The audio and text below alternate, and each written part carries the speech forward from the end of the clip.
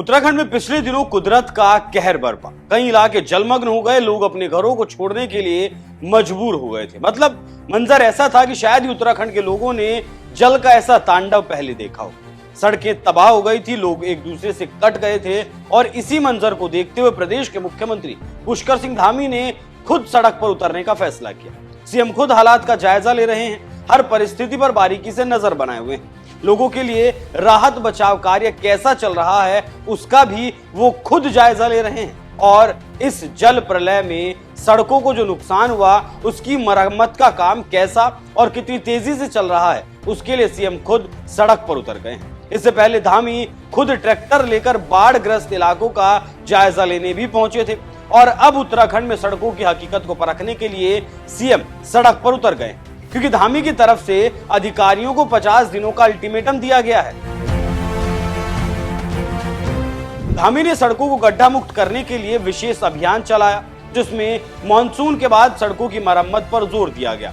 2025 में भारी बारिश और भूस्खलन से 1827 सड़कें प्रभावित हुई, जिनमें से 1747 सड़कों को खोल दिया गया है और 80 सड़कों पर काम जारी है।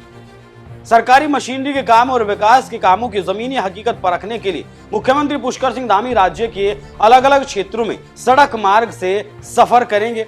जिस जिले से वो गुजरेंगे वहां अफसरों के साथ योजनाओं की समीक्षा करेंगे, काम किस गति से चल रहा है उस पर भी चर्चा करेंगे। साथ ही सीएम लोगों के बीच जाकर उनके मन की बात जानेंगे कि किस क्षेत्र में कितना नुकसान इस जल प्रलय के बाद हुआ है और लोगों को कितनी परेशानियों का सामना करना पड़ रहा है।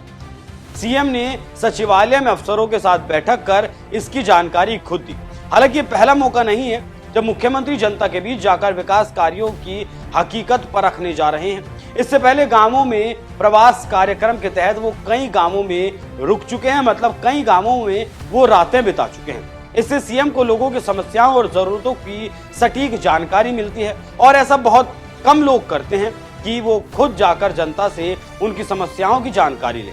मुख्यमंत्री धामी ने खुद बताया कि सभी अधिकारियों को साफ आदेश दिए गए हैं कि वो हर जिले के लिए विस्तृत कार्य योजना तैयार करें, क्योंकि जिस तरह की जल प्रलय उत्तराखंड में आई है उसके बाद यहाँ के पर्यटन पर बहुत ज्यादा फर्क पड़ने वाला है और अगर पर्यटन पर फर्क पड़ेगा तो जाहिर सी बात है आम जनमानस का जीवन भी प्रभावित होगा या फिर कहें कि अस्त व्यस्त हो जाएगा। ऐसे में एक मुख्यमंत्री जब कैबिन छोड़कर सड़क पर उतरता है तब पता चलता है कि सच्चा सेवक वही है।